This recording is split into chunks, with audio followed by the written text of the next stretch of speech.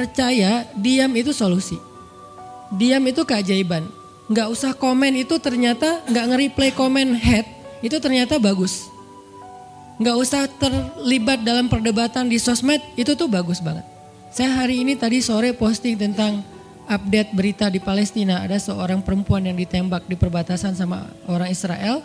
Kenapa saya turn off si komennya? Karena saya tahu ini akan mengundang emosi. Jadi takutnya malah kemana-mana kan. Jadi ngomong politik, jadi ngomong apa, mending di turn off aja deh. Tapi kalau yang lagi saya dibully, saya biasanya nggak nge-turn off. Yang di turn off tuh hal-hal yang sifatnya memunculkan polemik yang semakin melebar. Jadi kurang produktif. Akhirnya kita offin dulu komennya. Tapi saya tetap pengen share itu biar orang update berita dari sana tuh lagi apa. Dan mudah-mudahan saya berharap itu di-repost orang banyak, akhirnya jadi minimal membangun awareness masyarakat dunia bahwa Palestina itu layak untuk merdeka. Dari dulu udah layak untuk merdeka sejak mereka dijajah oleh Israel. Itu aja doang sih kampanyenya. Tapi saya nggak mau kampanyenya melebar kemana-mana sehingga di-offin dulu aja komennya. Kenapa? Off komen itu kadang-kadang bagian dari diam baik. Ngapain juga kita ladenin komen yang macam-macam walaupun mungkin komennya itu ada yang kita berpihak sama dia, sepaham dengan dia, ada yang beda. Tapi tetap aja saya lihat kadang-kadang komen itu berlebihan. Sampai muncul kalimat-kalimat mencela, sampai marah-marah, sampai caps lock tanda seru kan ya. Ini kan gak nyaman lagi kan kalau udah kayak gini, mending diam. Nah di sini kita pengen belajar, diam itu ternyata ajaib. Diam itu ternyata benar-benar kata orang emas. Diam itu ternyata solusi. Diam itu ternyata pembelaan diri yang paling efektif. Kalau selama ini kita masih percaya membela diri yang paling efektif ngomong. Membela diri yang paling efektif itu bikin postingan. Membela diri yang paling efektif itu bikin caption yang bagus. Membela diri yang paling efektif itu komen. Membela diri yang paling efektif itu minta pembelaan dari manusia. Ternyata mungkin itu benar, tapi ada yang lebih efektif lagi. Membela diri dengan diam. Dan gimana cara membela diri dengan diam sampai mendatangkan keajaiban, itu yang akan kita coba renungkan malam ini. Oke, yang pertama kita akan baca kisah diam di surat Maryam, surat favorit saya. Coba teman-teman buka surat Maryam, surat 19. Di dalam surat ini ada 2 adegan diam. Pertama, adegan diamnya Nabi Zakaria. Yang kedua, adegan diamnya Maryam. Surat 19, surat Maryam ayat 10. Sekaligus kita pengen belajar kalau kita lagi diam pas kita dicerca, ketika kita disakiti, ketika ada masalah dengan seseorang, kalau kita diam kita ngapain gitu kan gitu ya. Enggak diam doang kan, kita ngapain. Nah, di sini kita belajar surat 19, surat Maryam ayat 10 dan 11. Kita tilawah bareng-bareng ya. Saya baca, habis itu teman-teman ikutin. A'udzu billahi minasy syaithanir rajim. Bismillahirrahmanirrahim. Qala rabbi ij'al li ayah. Qala ayatuka alla tukalliman nasa thalatha layalin sawiyya. فخرج على قومه من المحراب فأوحى إليهم أن سبحوا بكرة وعشيا. Berkatalah Zakaria, Rabbi, berikanlah untukku sebuah pertanda bahwa aku akan punya anak laki-laki. Allah berfirman, tanda-tanda bagimu adalah engkau tidak akan bisa berbicara dengan manusia selama 3 malam berturut-turut. Maka keluarlah Zakaria kepada kaumnya dari mihrabnya dan memberi mereka isyarat supaya mereka bertasbih kepada Allah setiap pagi dan petang. Ini adalah adegan ketika Nabi Zakaria dapat berita gembira akan punya anak laki-laki. Karena Nabi Zakaria berdoa minta anak laki-laki dari sejak nikah sampai usia 80 tahun. Kurang lebih sekitar 50 tahun berdoa.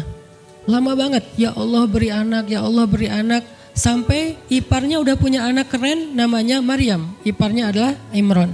Udah punya anak keren banget, cewek, solehah, dari kecil udah beribadah di Masjid Aqsa. Zakaria masih minta anak, ya Allah, ya Allah, ya Allah. Sampai puncaknya Zakaria ngelihat Maryam dapat makanan dari langit. Zakaria datang ke mihrab Maryam, terus di situ udah ada makanan yang bukan dibawa oleh Zakaria. Zakaria nanya, "Anna laki hadza ya Maryam?" Maryam dapat dari mana makanan ini? Kata Maryam, "Huwa min indillah," dari Allah, kata Maryam. Gimana caranya? Kata Maryam, Allah punya cara sendiri. Allah yarzuqu may yasha bighairi hisab. Terserah Allah gitu. Masya Allah, Masya Allah. Zakaria kagum sama Maryam, langsung pergi ke mihrabnya Zakaria, sholat. Dan di dalam sholatnya Zakaria berdoa, hunalika da'a Zakaria rabbah. Di saat itulah Zakaria benar-benar nangis berdoa kepada Allah, ya Allah, Rabbi habli min ladunka dzurriyyatan thayyibah innaka sami'ud du'a. Ya Allah, beri saya anak seperti dia, seperti Maryam. Engkau maha mengijabah doa dan saya gak pernah berputus asa meminta kepadamu. Udah 50 tahun lebih. Tiba-tiba Allah bilang, ya Zakaria, inna nubashiruka bi ghulam ismuhu Yahya lam naj'al lahu min qablu samia. Zakaria, sekarang kami akan perkenankan doamu, kamu akan punya anak, beri dia nama Yahya. Belum pernah ada anak seperti dia yang soleh di muka bumi. Zakaria kaget, walaupun doa tapi beliau masih berpikir kayak gimana caranya saya punya anak. Ini kayak tarik-tarikan antara logika manusia dengan iman. Imannya percaya Allah Maha Kuasa, tapi logikanya gimana caranya? Istri saya sudah tua, saya juga udah tua. Lalu Nabi Zakaria bertanya untuk biar lebih tenang, supaya logikanya nggak ragu lagi. Kalau imannya udah mantap, tinggal logika. Zakaria tanya, beri saya ij'al li ayah, beri saya bukti tanda gimana cara saya punya anak. Kata Allah, tandanya alla tukalliman nas salasa layalin sawiyya. Kamu tiba-tiba nggak bisa ngomong. Kamu sehat, kamu nggak punya masalah, tapi kamu nggak bisa ngomong. Mau ngomong tuh gak bisa. Kamu bisa tilawah, kamu bisa zikir, tapi kamu gak bisa ngomong. Bisa subhanallah, subhanallah, subhanallah. Bisa alhamdulillahi rabbil alamin. Gak bisa. Jadi baca Quran, kalau ada Quran, tapi dulu kan Taurat ya. Baca Taurat bisa, zikir bisa, hayya ala sholah, kalau azan ada azannya bisa. Pokoknya semua bisa kecuali mau ngomong tuh gak bisa. Masya Allah ya, luar biasa. Kenapa? Karena Allah pengen Zakaria zikir aja 3 hari. Jangan ngomong dengan manusia walaupun ucapannya baik kecuali zikir. Jadi kalau mau ngomong dengan manusia, subhanallah, masya Allah, alhamdulillah, bismillah. Cuman gitu doang ngomongnya. Gak bisa, lu mau kemana? Gak bisa. Insya Allah gitu. Jadi cuman bisa zikir. Saking Allah pengen Zakaria menghabiskan 3 hari sebelum Allah tunjukkan keajaiban hanya dengan berzikir. Apa poinnya di sini? Kalau kita pengen ada keajaiban dalam diam, maka isilah diam kita dengan zikrullah. InsyaAllah nanti kita lanjutkan setelah sholat isya. Bismillahirrahmanirrahim. Teman-teman semuanya, kita lanjutkan tadabbur kita terhadap ayat di surat Maryam. Ayat 10 dan 11, kisah keajaiban yang diperoleh oleh Nabi Zakaria alaihissalam. Dengan Allah anugerahkan untuk beliau anak yang super duper keren luar biasa yang bernama Yahya alaihissalam. Dan salah satu cara Allah subhanahu wa ta'ala mendidik Nabi Zakaria untuk menjemput keajaiban itu adalah Allah menyuruh Zakaria untuk diam dan mengisi diamnya dengan zikratullah bukratan wa asiyya. Mengingat Allah pada waktu pagi dan pada waktu petang. Artinya diisi dengan zikir. Dan waktu itu Nabi Zakaria menurut ulama tafsir, beliau tidak cacat lisannya, benar-benar bisa ngomong. Hanya tidak bisa bicara dengan manusia tapi bisa berzikir. Jadi beliau bisa zikir, bisa mengucapkan kalimat-kalimat Alkitab yaitu Taurat.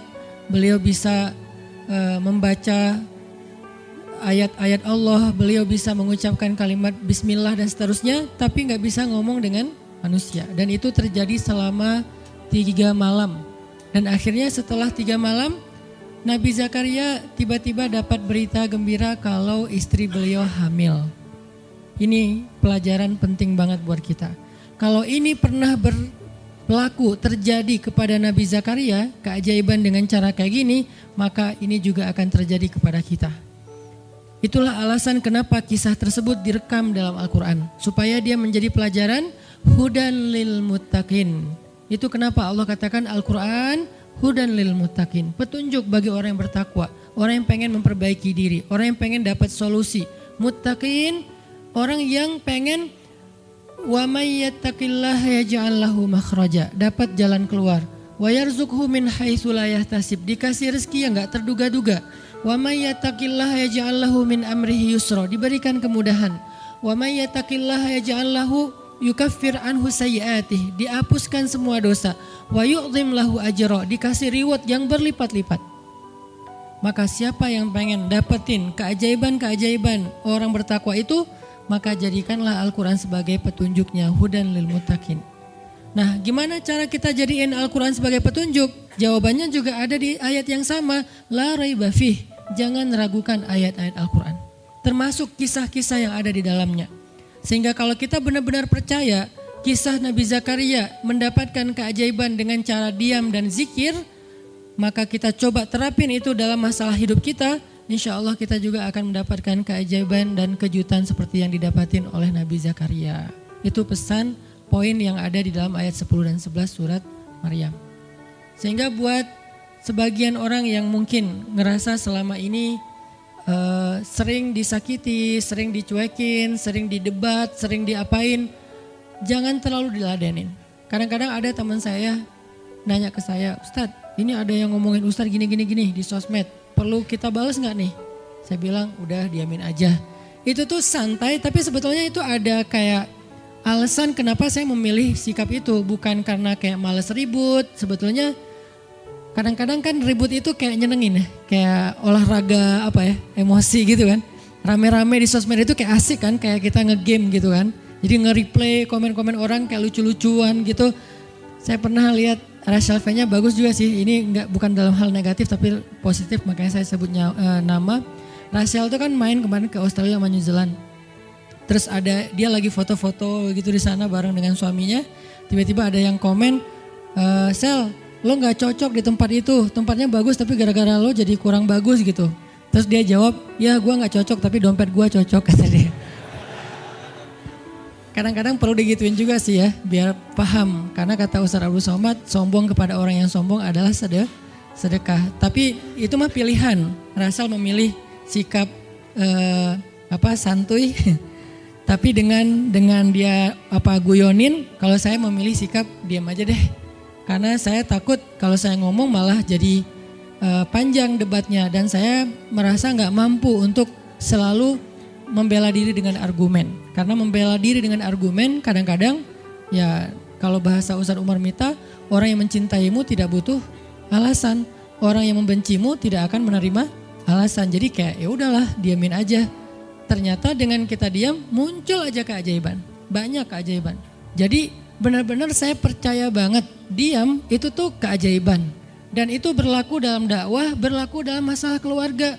Ketika istri lagi ngambek, dia misalnya komen panjang di sosmed, di WhatsApp misalnya, dia kayak misalnya namanya juga lagi ngambek ya, ngomong panjang di WhatsApp. Kalau saya sabar untuk diam, itu tuh beres dengan sendirinya dan akhirnya malah lebih baik. Tapi kalau saya kepancing, jadi kita balas-balesan. Sepanjang hari WhatsAppan terus nggak beres-beres, tapi hasilnya makin lama tuh tangan pegel, hati panas. Karena kayak pengen dia balas apa, oh balesin lagi, terus aja gitu habis energi dan kerasa gitu capeknya tuh luar biasa. Tiba-tiba muka jadi lebih tua gitu kan ya, tiba-tiba berkerut semua, terus warna kulit makin doff gitu. Ini gara-gara efek stres kali ya. Jadi intinya adalah jangan diladenin, diamin aja setelah kita klarifikasi fitnah. Kalau itu berbentuk fitnah, tetap kita butuh tabayun. Klarifikasi biar tidak menyebar fitnah. Tapi beres klarifikasi nggak usah diperpanjang. Berapa kali mungkin teman-teman ngelihat, mungkin saya pernah nggak ada apa-apanya sih dibandingkan Ustadz Felix. Kalau beliau lebih pro lah dalam masalah kayak gini. Kalau saya beberapa kali dibully di sosmed, pernah nggak saya ladenin? Hampir nggak pernah. Cuman klarifikasi maksudnya udah beres, diamin aja, diamin. Pahit apapun, sepanas apapun kalimatnya, yang kadang-kadang Ustaz gak baca. Penasaran soalnya. Kalau kita diam karena gak baca mungkin gak ada challenge-nya kan. Ini baca komennya semua sampai ribuan itu satu-satu dibaca tuh. Oh gini ya, bisa gini ya orang ngomong teh. Terus aja dibacain satu-satu. Capek cari air putih, minum lagi, baca lagi gitu. Terus sampai beres dibaca itu. Mungkin 2 hari lah baru khatam. Saking banyaknya komen. Tapi mencoba lagi belajar, bukan udah jago, enggak sama sekali enggak. Mencoba lagi belajar, bisa enggak setelah udah panas banget, gergetan banget beberapa, udah bisa banget tuh dibalesin, di replay. Jangan deh, ada yang udah di replay panjang, dihapus lagi enggak jadi. Kenapa? Karena masih belajar yakin diam itu keajaiban. Dan selama ini saya ngebuktiin diam itu emang keajaiban. Kenapa? Karena Allah pernah mengisahkan kisah Zakaria dan kisah-kisah yang lain, bagaimana mereka dapetin keajaiban dengan cara diam. Ini yang kita coba pengen rubah sedikit persepsi kita. Nggak selalu bela diri dengan ngomong. Kadang kita bela diri itu dengan diam. Nggak selalu kita dapetin keajaiban itu dengan hanya mengandalkan manusia. Tapi justru kita dapetin keajaiban saat kita mengandalkan Allah Subhanahu Wa Taala. Itu tuh dahsyat. Yang kedua, sekarang setelah Nabi Zakaria dapat keajaiban anak yang soleh banget, sampai Allah kisahkan di ayat 13 gimana solehnya dia, 14, 15 dan seterusnya. Sekarang kita baca kisah kedua, yaitu kisah Sayyidah Maryam. Yaitu ada di ayat 26. Petikannya ada di, cuplikannya ada di ayat 26.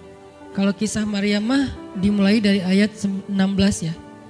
Tapi yang masalah diam itu ada di ayat 26, 27, 28 dan 29. Bismillahirrahmanirrahim. Fakuli washrabi wa qarri 'aina fa imma tarayin من البشر أحدا فقولي إني نذرت للرحمن صوما فلن أكلم اليوم إنسيا فأتت به قومها تحمله قالوا يا مريم لقد جئت شيئا فريا يا أخت هارون ما كان أبوك امرأ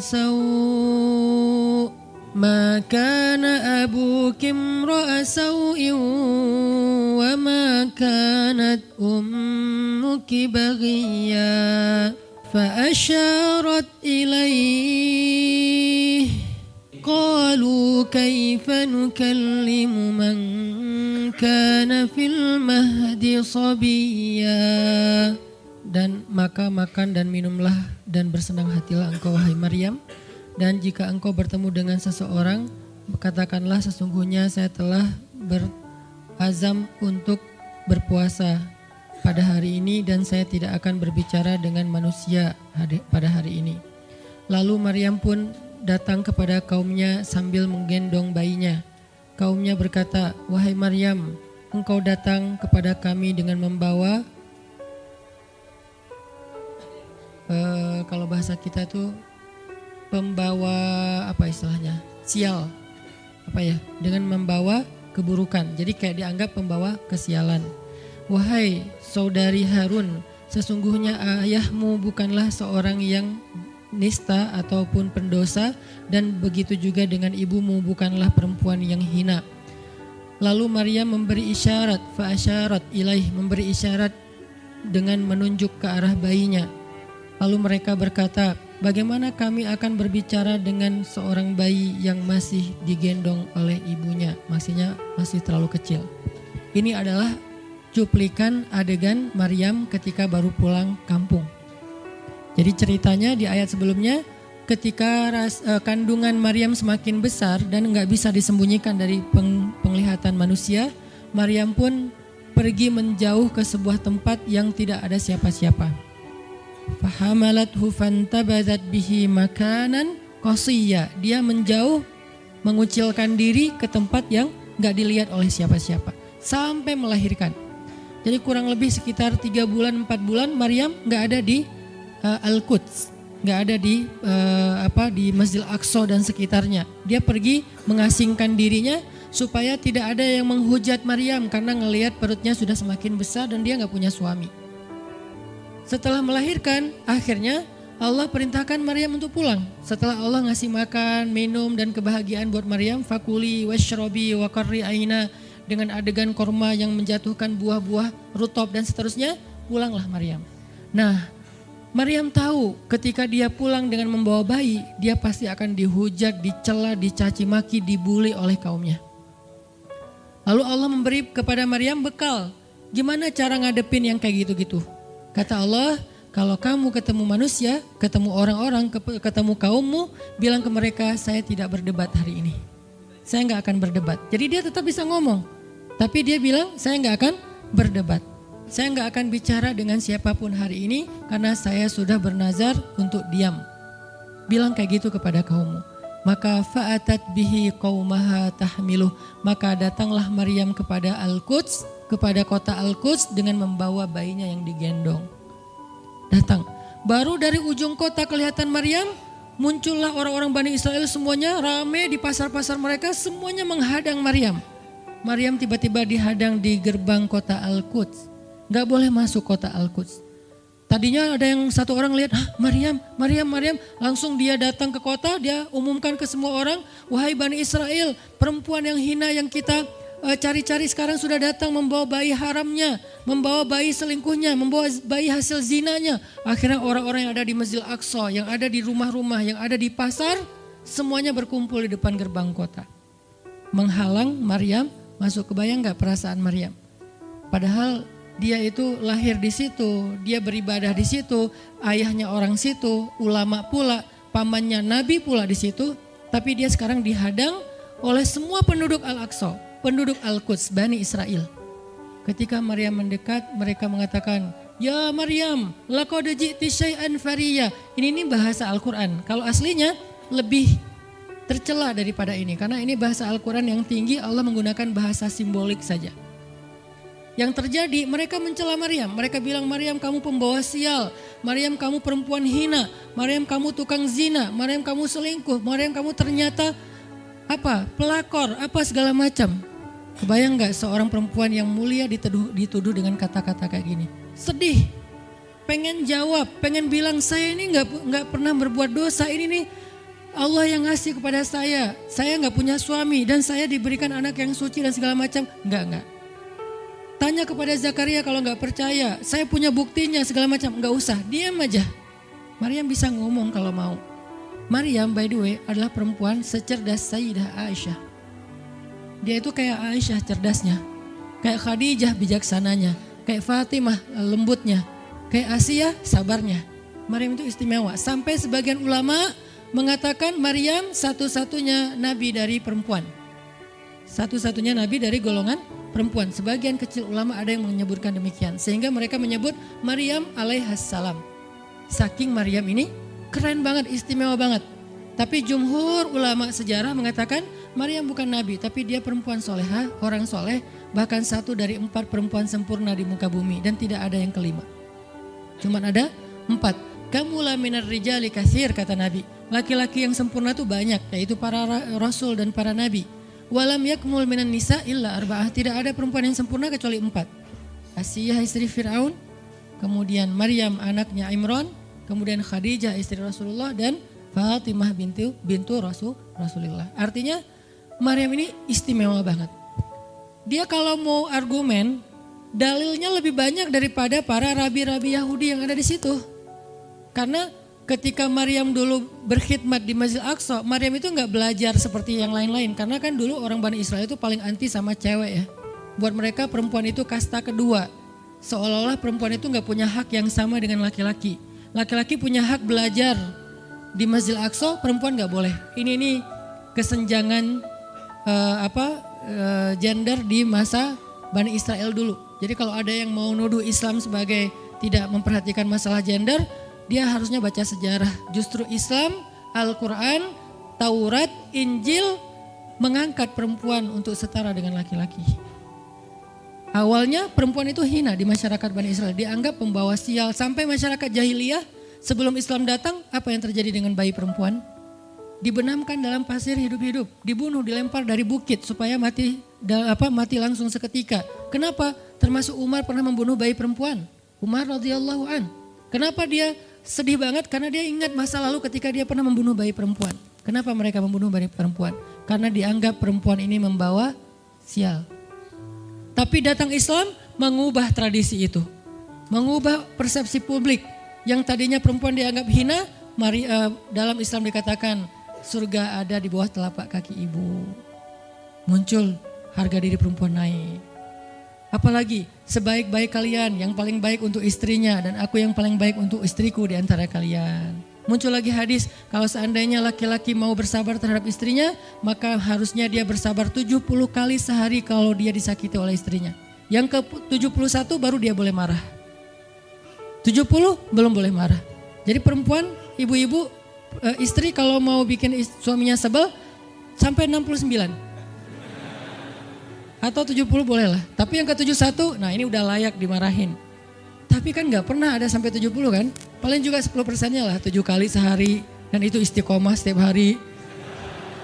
Hari ini kok kamu gini lagi sih, kemarin udah beda hari. Jadi beda hitungannya, 0 lagi mulai dari awal. Tapi nanti ada hadis penyeimbang. Nabi itu kan bijaksana banget. Yang diajarin bukan cewek doang, cowok juga diajarin. Ketika hadisnya supaya memuliakan perempuan ada, nanti ada lagi hadis laki-laki. Seandainya seorang perempuan menjilat luka dan darah dan nanah di tubuh suaminya, itu belum bisa membayar satu saja kebaikan suami kepada dia.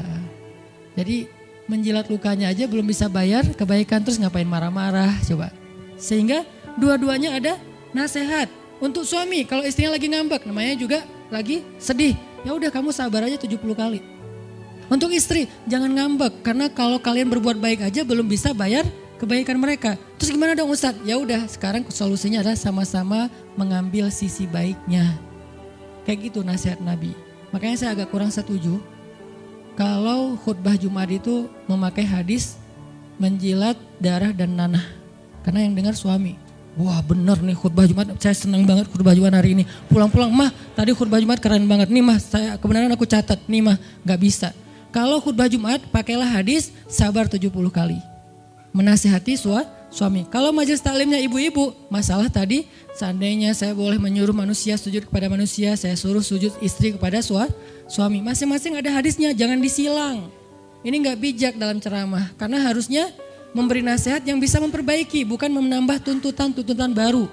Wah benar nih kalau suami saya dengar, harusnya suami saya datang, Ustadz boleh enggak acara selamatan di rumah saya nanti temanya ini gitu.